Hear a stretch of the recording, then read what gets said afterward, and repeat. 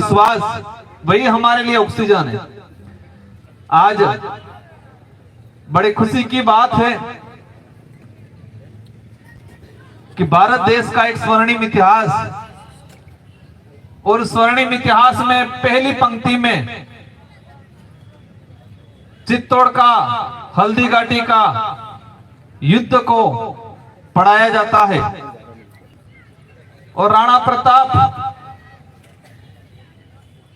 कहा जाता है कि जब मुगल आए और मुगल वंशावली में जब अकबर ने पूरे देश पे सारे राजाओं को अपने अधीनता स्वीकार करवाई, लेकिन राणा प्रताप एक ऐसे व्यक्ति थे जिन्होंने अकबर की अधीनता स्वीकार नहीं की, और इसीलिए उनको शिरोमणि महाराणा प्रताप के नाम से जाना जाता था, आज भी जाना जाता है। और इसके साथ कंधा से कंधा मिला के जो फौज थी और उनके जो सेनापति थे बिलू राणा, जो आदिवासी समुदाय से आते थे। खत्म हो गया। तो जो महाराणा प्रताप के साथ हल्दीघाटी के युद्ध में जो अकबर की सेना और अकबर के जो सेनापति थे मान सिंह, इनको उल्टे पैर भगाने का काम किया था, वो बहादुर भीलों ने किया था।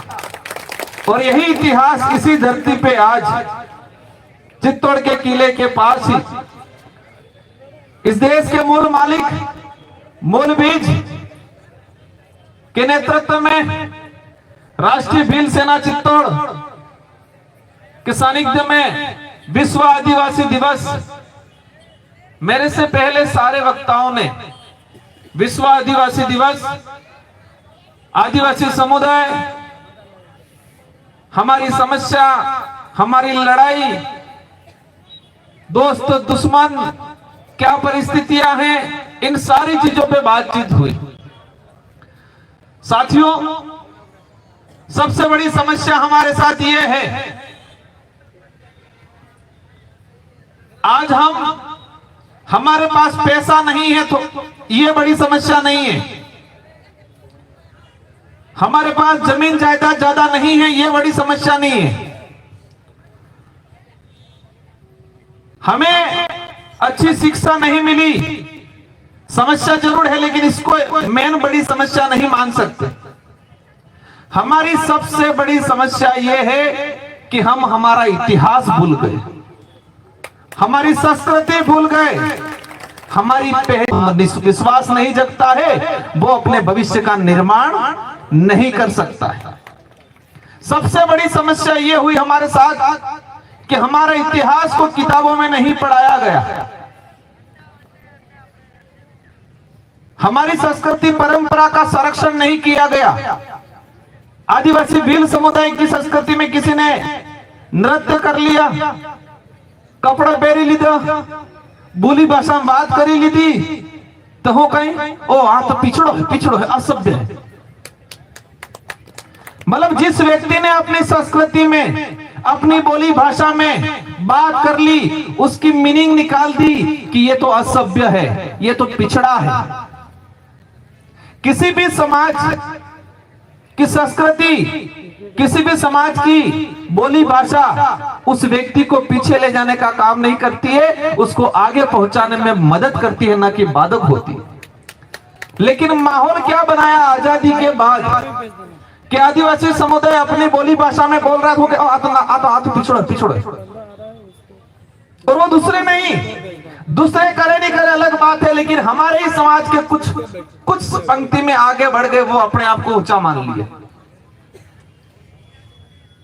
आदिवासी समुदाय को इतना बांटा है और बांटने के बाद इतना भूसा भरा है कि वो भूसा इतना भरा है कि आपस में ही लड़ रहे। सबसे पहली बात, जो कटारा है आज कोई या रोथ है या डामोर है, उसमें से आधे लोग तो ये कहते हैं कि हम तो कटारा है, खराड़ी है, पर हम भील नहीं है। और जो भील हैं हम भील हैं, इसमें से भी कई जने कहते हैं अपने तो भील हाँ लेकिन आदिवासी नहीं है।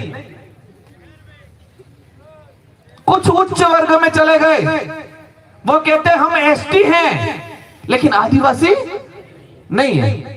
जो ज्यादा पढ़ा लिखा, पढ़ लिख के आगे चले, लिखा पढ़ा, जो लिखा था उसको पढ़ के नौकरी लग गया, लेकिन वो नौकरी लगा, उस नौकरी का भी मूल कारण यही था, अगर रिजर्वेशन नहीं होता तो शायद वो नौकरी नहीं लगता। और वो रिजर्वेशन कैसे मिला? वो रिजर्वेशन हमारी संस्कृति से मिला, हमारी परंपरा, हमारे इस देश के मूल मालिक होने की वजह से मिला वो आरक्षण, न कि पैंट शर्ट पहनने से या ऊंचा दिखने से नहीं मिला। हमारे समाज के कई लोग ऐसे जो पढ़ लिख के आगे बढ़ जाते हैं, जो अपने आप को आदिवासी कहना, भील कहना पसंद नहीं करते हैं, और वो जिस आधार पे आगे बढ़े हैं, जिस सर्टिफिकेट के आधार पे आगे बढ़े हैं, अगर उसमें आदिवासी भील नहीं लिखा होता तो उनको नौकरी नहीं मिलती। लेकिन बढ़ इतने गए हैं, अभी हमारे थावर चंद भाई के रिकॉर्ड में वो मीणा का इशू को लेकर उन्होंने बात रखी। आजादी के बाद हमें एक तो बॉर्डरों के अंदर बांटा। कैसे बांटा? मध्य प्रदेश, गुजरात, ये नीमच पास में ही है कि मध्य प्रदेश के कितना साथी आए? थोड़े तो आए होंगे, 8-10 तो आएंगे नीमच आसपास के। हाँ ये देख दो। इसके बाद गुजरात में बांटा। आप ये मानना, जो खराड़ी आज यहां पर खराड़ी गोत्र के हैं कि नहीं है भाई? हाथ खड़े करना। वही खराड़ी उदयपुर के उधर गोगुंदा के आसपास या उदयपुर शहर के आसपास, जब हम 2016 में आदिवासी चिंतन शिविर लगाया तो हमको पत्थर मारे। क्या बोला? कि तुम हमको आदिवासी कहने आ गए हो, हम तो आदिवासी नहीं है। एक खराड़ी वहां जाके कुछ और बन गया, एक कटारा यहां पर भील लगा रहा है, छोटी सागड़ी प्रतापगढ़ यहां वल्लभ नगर के आसपास वो कटारा क्या लगा रहा है? रावत लगा रहा है। वही कटारा खेरवाड़ा में चला गया, ऋषभदेव में चला गया, क्या लगा रहा है? हम तो मीणा है। वही कटारा डूंगरपुर में फिर भील लगा रहा है, और वही कटारा गुजरात में चला गया, कह रहा मैं तो सिसोदिया हूं। एक कटारे गोत्र का व्यक्ति भील भी बन गया, मीणा भी बन गया, रावत भी बन गया, सिसोदिया भी बन गया। इतनी तो मेरी जानकारी में, पता नहीं और कितने बड़े बड़े। और वही वो व्यक्ति जिनकी कुल देवी एक है, खून एक है, लेकिन आपस में लड़ता है। क्या लड़ता है? मैं तो मीणा हूं, खेरवाड़ा वाला कहेगा ये तो भील है। मैंने विधानसभा के अंदर बोला था जब मैं विधायक था, अगर खेरवाड़ा, डूंगरपुर, प्रतापगढ़ में आज मीणा है तो इतिहास के पन्नों में जब 1576 में हल्दी घाटी का युद्ध हुआ था तो उसमें भील सेनाएं अकेली क्यों लड़ी?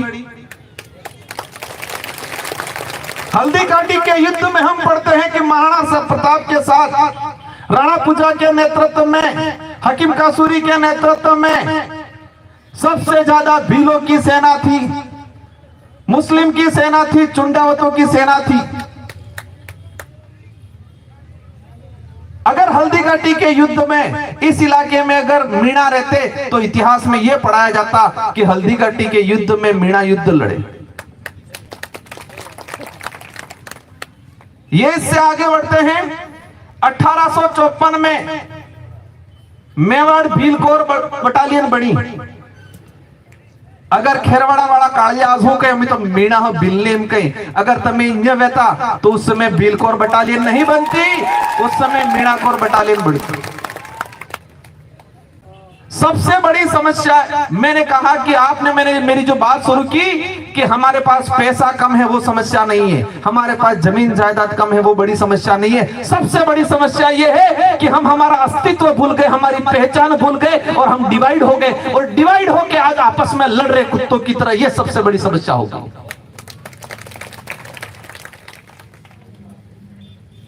और इसका दुष्परिणाम आना शुरू हो गया, आज आपके सामने है। चित्तौड़गढ़ के अंदर 17 लाख के आसपास जनसंख्या है। इसमें सबसे ज्यादा किस समुदाय की संख्या है? भील समुदाय की। कुछ आवाज आई आदिवासी की, या फिर लपड़ा है? लपड़ा है कि नहीं है? कि हमारे भाई कई जगह हम पूछते हैं मैं भील हूं लेकिन आदिवासी नहीं हूं, कुछ कहते हैं मैं आदिवासी हूं लेकिन भील नहीं हूं। तो मैंने वापस वही चीज की मैंने बात शुरू की कि हम बिखर गए, हमारा इतिहास भूल गए, हमारी पहचान भूल गए। ये सबसे बड़ी समस्या हो गई। एक बिल्डिंग बनी है और इस बिल्डिंग में 10 कमरे हैं। वो बिल्डिंग एक है, उसके अंदर 10 कमरे हैं। तो आदिवासी समुदाय है, उस समुदाय में समूह है।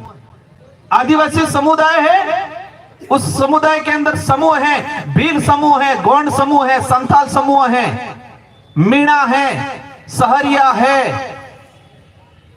उधर जाएंगे नागालैंड की तरफ, असम की तरफ तो बोडो है, नागा है। इस भारत देश के अंदर ट्राइबलों की 3 से 4 रेस है, नस्ल। द्रविड़ीय नस्ल, एस्टोराइड नस्ल, मंगोलियन नस्ल और नीग्रो नस्ल। इस इंडिया के अंदर जब सिंधु घाटी सभ्यता का इतिहास उठा के देखते हैं तो वहां का सिंधु घाटी सभ्यता के बहुत सारी चीजें भी प्रोफेसर साहब बता रहे थे। 300 के आसपास सिंधु घाटी समकालीन जो हमें अवशेष मिलते हैं, इसमें 17 जगह पे आदिवासी भील समुदाय, गोंड समुदाय की संस्कृति, उनके औजार वहां से मिलते हैं। तो 7000 साल पुराना आदिवासी समुदाय धरती पे रह रहा था, इस भारत भूमि पे रह रहा था। कई विदेशी आक्रमणकारी आए, कई विदेशी व्यापारी आए, कई विदेशी शरणार्थी आए, आर्य आए, हूण आए, कुषाण आए, शक आए, सब आए।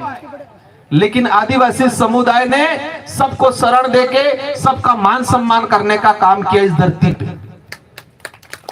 लेकिन आज होता क्या है, कई लोग मेरे से सवाल करते हैं, राजकुमार जी आप भील प्रदेश बनाने की बात करते हो तो अन्य समुदाय जो इस इलाके में रह रहे हैं उनका क्या होगा? मैंने कहा इतिहास के पन्ने उठा के देख लो।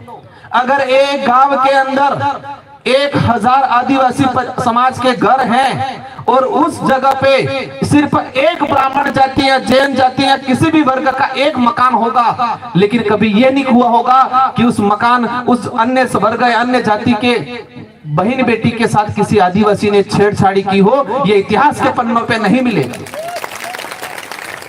एक गांव में, एक इलाके के अंदर 1000 आदिवासी समुदाय रहता है। किसी एक अन्य व्यक्ति का, वर्ग का अगर मकान है तो सारे समुदाय के लोगों ने मिलकर उसका सम्मान किया है, उसकी रक्षा की है। अगर भील समुदाय का व्यक्ति किसी भील से लड़ता तो हमारे पाल के गमिती उस समय इतने चिंतित नहीं होते। लेकिन भील समुदाय के व्यक्ति ने किसी अन्य समुदाय को अगर बेवजह परेशान किया, पूरी पाल बुला के गमिती परंपरा के तहत उसको दंडित करने का काम करते थे। तो आदिवासी समुदाय वो समुदाय है जो आज देश के बड़े बड़े नेता कहते हैं, विश्व में जाते हैं, विश्व में जाके क्या कहते हैं, हम उस देश से आते हैं जिस देश में अतिथि देवो भव। क्या बोलते हैं? अतिथि देवो भव। मतलब जो मेहमान आया है वो हमारे भगवान बराबर है। ये तो आदिवासी कौन, आप शब्द क्या यूज करते हैं? पामड़ा, मतलब मेहमान है। नहीं पहचाना है व्यक्ति को, फिर भी हमने क्या संबोधन किया? मेहमान है, पामड़ा है। उसको बिठाया, पानी पिलाया, चाय पिलाई, फिर पूछा कि आपका नाम क्या है और काम क्या है। तो जो विश्व में डंका बजाने की बात करते हैं, कहते हैं अतिथि देवो भव, वो आदिवासी समुदाय की संस्कृति से निकाला हुआ शब्द है। आज भी आदिवासी समुदाय उसकी पालना करता है, लेकिन दूसरे लोग नहीं करते। तो मैं ये बात शुरू इसलिए की थी कि इस इलाके के अंदर जो अन्य वर्ग के समुदाय के लोग रहते हैं, ये भील समुदाय ने सबका मान सम्मान किया है, सबका आदर किया है, आने वाले समय में भी करेगा। भील आदिवासी समुदाय के अंदर शोषण की भावना कभी नहीं रहती है, छुआछूत की भावना कभी नहीं रहती। जो इतिहास उठा के देख ले, हल्दी घाटी के युद्ध में, इससे पहले हम जाते हैं, बप्पा रावल घुइल वंश की स्थापना की यहाँ चित्तौड़ में। 700 ईस्वी के आसपास। इनका इतिहास भी हमें थोड़ा बहुत जानने की जरूरत है। जब 700 ईस्वी के आसपास ईडर में थे और ईडर पे आक्रमण हुआ, बप्पा रावल के पूरे परिवार को खत्म कर दिया। वहां पर वीर विनोद में लिखा है, प्रोफेसर साहब बता रहे थे 6 साल के थे बप्पा रावल। कितने साल के? 6 साल के बच्चे थे। और हमारे पुराने बुजुर्गों से हमने भी डाटा कलेक्शन कर रहे, जो 100 साल की उम्र वाले, ये बताते 3 साल के बच्चे थे वो। 3 साल के 3 साल के छोटे बच्चे थे बप्पा रावल। और ईडर से जो महारानी थी उसने 2 भीलों को वो बच्चा पकड़ाया। और एक भील का नाम था दला भील और दूसरे का मैं भूल रहा हूं। 2 भीलों को बप्पा रावल को पकड़ाया और भीलों को कहो कि आपकी जिम्मेदारी है मेरा वंश बचाने की। और ईडर से 2 भील बप्पा रावल को पकड़ के 3 साल के बच्चों को पकड़ के लेके आए और सलूम्बर के आसपास रखा। वहां उन्होंने पालन पोषण किया, उन्होंने बड़ा किया। और यहां पर जो ऋषि थे उनको एक राज परिवार सा छोटा उनको दिया। और इसके बाद 713 ईस्वी के आसपास यहां पर गोहिल वंश की स्थापना की। अगर भील समुदाय के अंदर शोषण अत्याचार की, भील समुदाय के अंदर राज करने की नीति होती तो बप्पा रावल को वहां से सुरक्षित यहां नहीं लाते। लेकिन आज क्या हो रहा है?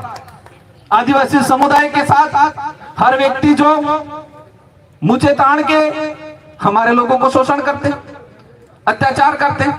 मैं इस बात पे ज्यादा नहीं जाऊंगा। हम तो हमारी कमियां क्या है वो सुधारने पे ज्यादा बात करूंगा। जिस दिन हम हमारी कमियों को सुधार लेंगे, जिस दिन हम तर्क वितर्क करना सीख जाएंगे, सवाल जवाब करना सीख जाएंगे, जिस दिन हम आत्मनिर्भर, दिमाग से आत्मनिर्भर, पैरों से खड़े ही हैं, यहां से आत्मनिर्भर हो जाएंगे, उस दिन हम आगे की बात करेंगे। अभी हमारी जो समस्या है, समस्या क्या? हम बिखरे हुए, गोत्र में बिखरे हुए, धर्म में बिखरे हुए। बहन बेटन इज्जत कोण एक लूटी देगा मैं नहीं बोलेगा, लेकिन धर्म बल्ले तरजान कमटीन हरजान हमटा हंसतले निकल जाएगा। मारी बोली थोड़ी समझ में आवे कि नहीं आवे? यहां पर भी कलम चढ़ गया थोड़ा थोड़ा, सब जगह मिश्रण हो गया। जैसे कटारा एक जगह जाके मीणा बन गया, एक जगह जाके गरासिया बन गया, एक जगह जाके सिसोदिया बन गया, एक जगह जाके भील बन गया और एक जगह रावत बन गया। इसी तरह यहां पर भी गड़बड़ हो। तो आज चित्तौड़ में 1 नंबर पे भील समुदाय होने के बावजूद भी भीलों का राजनीतिक नेतृत्व नहीं है। यहां से कोई RSIS नहीं निकले। RSIS तो ठीक है, हमारे चतुश्रेणी तृतीय श्रेणी 2nd ग्रेड तक भी नहीं आए। अभी भीलों को लड़ाने का, भीलों सहारिया मीणा कटारा उन सबको लड़ाने का एक सुप्रीम कोर्ट का जजमेंट आया। उसको लेके शेड्यूल एरिया के बाहर मेरे खिलाफ माहौल बनाया। मैं वर्तमान को देख के नहीं, मैं भविष्य को देख के हम निर्णय करते हैं। सरकार को फायदा देना है वंचित भीलों को, तो आप वर्गीकरण कर दो ना, आपस में माहौल क्यों बनवा रहे हो? मेरा उस समय था आप वर्गीकरण करो, वर्गीकरण से पहले या तो शुद्धिकरण करो। जिस हमारे खेरवाड़ा के आसपास, प्रतापगढ़ के आसपास जिनको मीणा कर दिया है वो किस में जाएंगे भाई? यहाँ रावत कर दिया, वो रावत कहां जाएंगे? सरकार को फायदा नहीं देना है, आपस में लड़ाना चाहती है सरकार। यह सच्चाई है कि राजस्थान के अंदर मीणा समुदाय के भाइयों ने ज्यादा फायदा लिया है, नो डाउट ये मानते हैं। लेकिन इसका मतलब ये नहीं तुम भील और मीणा को आपस में लड़ाओ। सरकार 2 डबल इंजन की सरकार की बात करते हैं, तो आप वर्गीकरण कर दो ना। मैंने कहा था क्षेत्र आधार पे वर्गीकरण करो, राजस्थान के 4 पार्ट बना दो, 4 पार्टों के हिसाब से क्षेत्र के आधार पर। क्योंकि मुझे पता है आज भील और मीणा के नाम से लड़ रहे हैं, कल डूंगरपुर का भील, बांसवाड़ा का भील और चित्तौड़ का भील लड़ेंगे।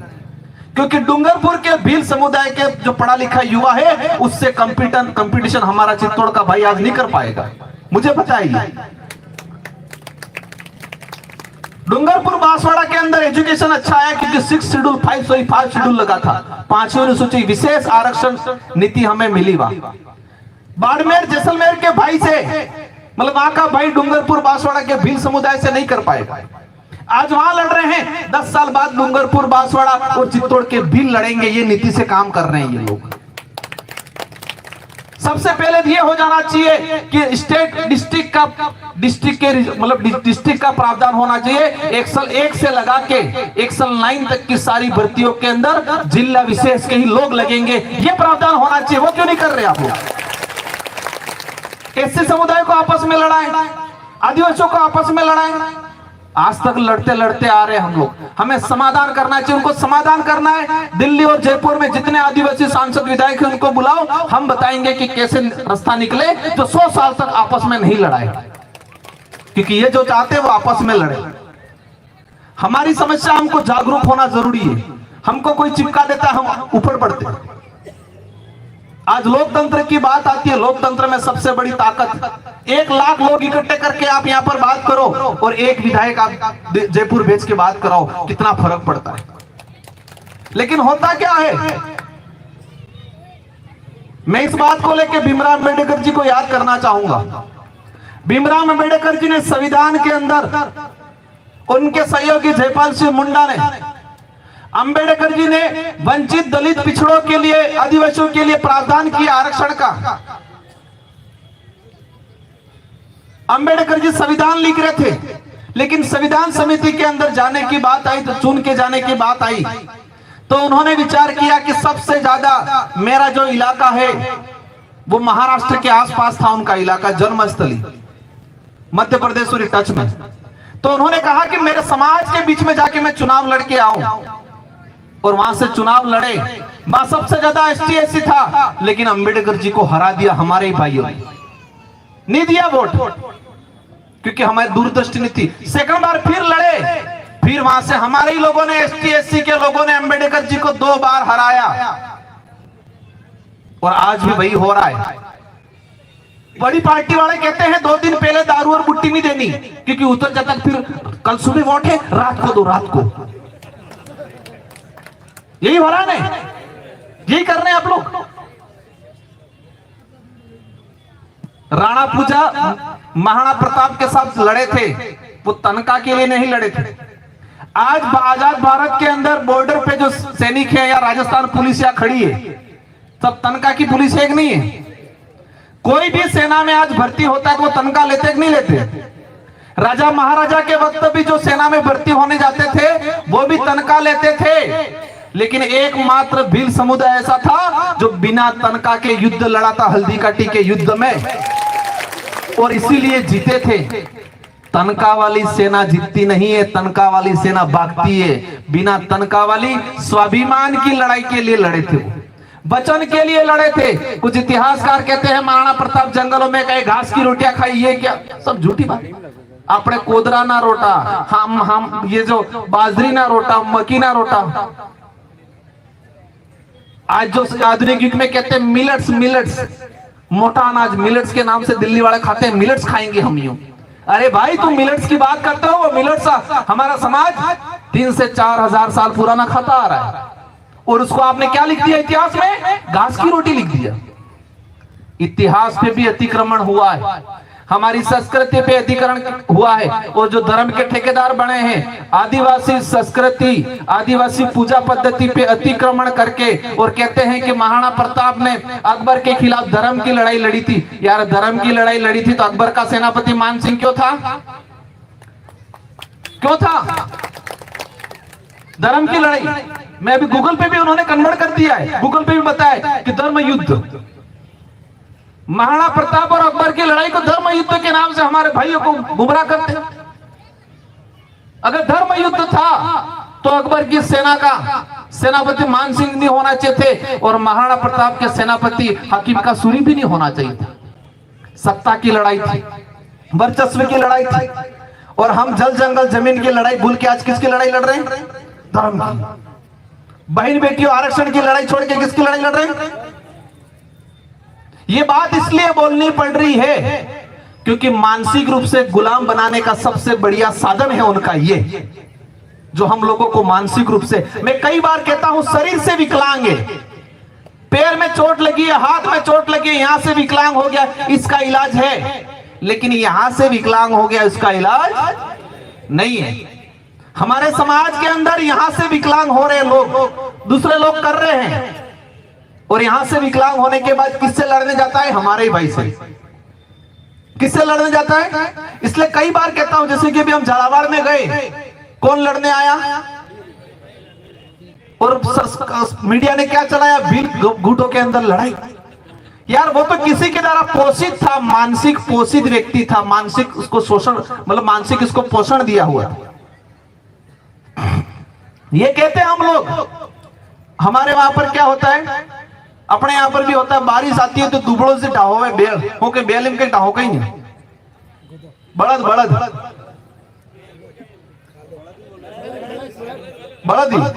तो बड़द ने साटा बारिश आने के बाद वो खाता है, खा के थोड़ा मजबूत हो जाता है, दो बेल आपस में लड़ते हैं, उसके सींग टूट जाता है हल्का सा, तो बारिश की वजह से कीड़े पड़ जाते हैं इसके दिमाग में यहाँ। लेकिन उस बड़द को पता नहीं चलता कि मेरे कीड़े पड़ गए, वो खाता रहेगा, चलता रहेगा, हल भी चलाता रहेगा। लेकिन जब मालिक विचार करेगा कि मेरे बड़द के दिमाग में कीड़े पड़ गए हैं, सर में इलाज कराना पड़ेगा, डॉक्टर को बुला के लाता है, उस बड़द को मजबूत रस्सी से बांधता है, बांधने के बाद फिर इस डॉक्टर आके उस बड़द के सींग में रुई डालता है, दवाई डालता है, कीड़े निकालता है। बड़द दो पे कुत्ता नहीं कुत्ता है, गुस्सा करता है नहीं कुत्ता है। और 2-3 महीने तक जब ये बड़द उस मालिक और डॉक्टर को देखता है, दौड़ता है पीछे।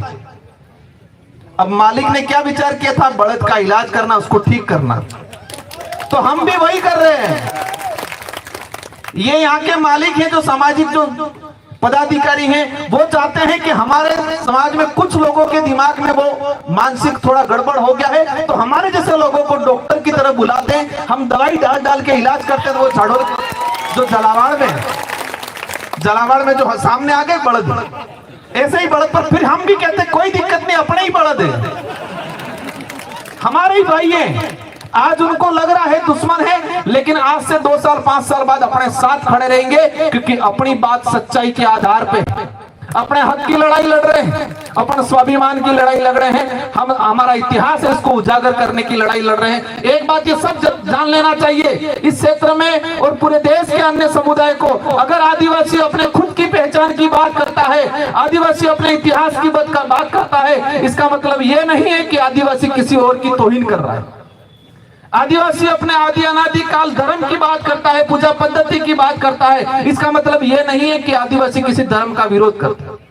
जब भी आदिवासी अपने इतिहास, अपनी संस्कृति, अपनी धार्मिक पूजा पद्धति की बात करता है, कुछ लोग कहते हैं ये तो वो है, क्योंकि हमको डिवाइड कर रखा है, राज्यों में बांटा, जातियों में बांटा, गोत्रों में बांटा और धर्म में भी बांटा। महाराष्ट्र के अंदर हमारे ही भील भाई मुस्लिम बने, गुजरात में जैन बन गए, उसमें कुछ खराड़ी भी हैं, कुछ कटारा भी हैं, आधे हिंदू बन गए, आधे मुस्लिम बन गए, आधे सिख बन गए। लेकिन ये जो सारे जो धर्म हैं, इन सारे धर्मों से पहले हजारों साल पूर्व आदिवासियों की अपना खुद की पूजा पद्धति, धार्मिक पद्धति है। हम तो सबके बाप हुए कि नहीं हुए, और हम हमारे बाप को छोड़ के दूसरी जगह घुस रहे इधर। इन्हीं शब्दों के साथ आप सभी को धन्यवाद। आप सभी ने मेरी बात को सुना। 3 बातें और रह गई। वन अधिकार अधिनियम 2006, वन विभाग के अंदर रहने वाले हमारे आदिवासी समुदाय को आज भी हक नहीं मिल रहा है। पैसा एक्ट जो गैर अनुसूचित क्षेत्र में लागू होना चाहिए, वो नहीं हो रहा है। हमारी जमीनें सरकार अलग अलग अधिसूचना लाके, अधिनियम लाके डाइवर्ट करा रही है दूसरों को बेचने के लिए। ये आरक्षण की लड़ाई लड़नी है, लेकिन सरकार जिस तरीके से, सरकार डबल इंजन की है। अगर आपको करना है तो कर लो, आपस में लड़ा क्यों रहे हो? पहले संशोधन करवा लो ना। हमारे भाई जो रावत बन गए हैं, जो मीणा बन गए हैं, जो सिसोदिया बन गए हैं, इनका संशोधन क्यों नहीं करवा रहे? थावर भाई की गोत्र है डामोर, कागजों में लिखा है मीणा। इस देश में 10 करोड़ 47 लाख आदिवासी हैं 2011 की जनगणना के आधार पर। आज की तारीख में 15 से 16 करोड़ 2011 की जनगणना के हिसाब से 10 करोड़ 47 लाख, और आज की तारीख में देखें तो 14 से 15 16 करोड़ के आसपास होंगे। और इसमें एक नंबर पे सबसे बड़ा समूह है आदिवासियों में भील है, भील एक नंबर पे, सेकंड नंबर पे गोंड है। लेकिन आज भीलों को इतने भागों में बांट दिया गया है कि हम वास्तविक देखने जाएंगे तो भील 21 से 22 नंबर पे आके बैठ जाएगा। इसलिए बटना नहीं है, एकजुट होना है। सारे युवा साथियों को कहना चाहूंगा, जो पढ़ाई कर रहे हो तन मन धन से पढ़ाई करो, बड़े बड़े बाल रखने से कल्याण नहीं होने वाला है, पढ़ना पड़ेगा। जो पढ़ाई नहीं कर रहे हैं वो काम धंधा करे, नशे पत्ते से दूर रहे, गुटखा विमल तंबाकू और शराब से दूर रहना है। हमारा यही है, सरकार ने हमारे आदिवासी इलाके में शिक्षा नहीं पहुंचाई, शिक्षा से पहले नशा पहुंचाने का काम किया है आज तक। गांवों गांवों में दारू की दुकानें, धूम्रपान की स्कूलों के पास में दबा के दुकानें, कोई प्रतिबंध नहीं है धूम्रपान पे। तो आपको समझना पड़ेगा कि सरकार ने शिक्षा की जगह आप क्या पहुंचाया है, नशा पहुंचाया है, ताकि नशेड़ी बन जाओ आप कमजोर हो जाओ, शारीरिक रूप से कमजोर हो जाओ, जमीन से कमजोर हो जाओ, दिमाग से कमजोर हो जाओ, सिर्फ आप एक वोट के हकदार बन के बैठे रहो, और वो भी चुनाव के वक्त ये दारू और पैसा देके लेने का काम कर रहे हैं। ये धारणा उनकी जो बनी हुई है, उसको हम सब एकजुट होके, जागरूक होके वो धारणा बदलने का काम करेंगे। मैं दोबारा एक चीज कहना चाहूंगा, चित्तौड़ के अंदर सबसे ज्यादा भील है। चित्तौड़ में कितनी विधानसभाएं? 5 विधानसभा में से जाने वाले कितने विधायकों ने भील समाज की मांग को उठाया? यहां से जाने वाले सांसद और विधायकों ने भील समाज की समस्या को किसने बात उठाई किसी ने? सबसे ज्यादा संख्या आपकी होने के बावजूद भी आपकी बात को पुरजोर तरीके से कोई उठा भी नहीं रहा है, न उसका समाधान कर रहा है, क्योंकि उनके सबके दिमाग में ये है कि ये तो कमजोर हैं, ये तो आर्थिक रूप से, शारीरिक रूप से, मानसिक रूप से, शिक्षा की दृष्टि से ये तो ऐसे ही चुनाव में बुट्टी और बुट्टी में वोट दे देंगे। ये धारणा बनी हुई है। आज से प्रण लेना है कि हम हमारा जो वोट है कभी नशे पत्ता लेके, कभी दारू और पैसा लेके हम वोट नहीं देंगे। ये आज धारणा बनाओ तो हम दोबारा आएंगे। हाथ खड़ा करो। आज से प्रण लेना है कि हम कभी भी चुनाव दारू और शराब और नशे पत्ता लेके वोट नहीं देंगे। पक्का? खाओ कसम राणा पूछा भील की। अगर हाथ खड़े रखो। आज से प्रण लेना है कि हम चुनाव में हमारे अधिकार की बात करेंगे, शिक्षा की बात करेंगे, आरक्षण की बात करेंगे, जल जंगल जमीन करेंगे। जो व्यक्ति दारू और पैसा देके वोट देने की बात करेगा उसको लात मारने का काम करेंगे। ये प्रण लेके जाओ आज। अगर जबरदस्ती हलवानी कोशिश करे ले लीजो, पर पियो नहीं की ध्यान रखो, ठीक है? लेकिन हमको वो भी नहीं करना है, लेना भी नहीं है। एक दिन एक बोतल से जिंदगी नहीं निकलेगी। अगर गोपाल भाई ले भी गए कभी तो उनको कभी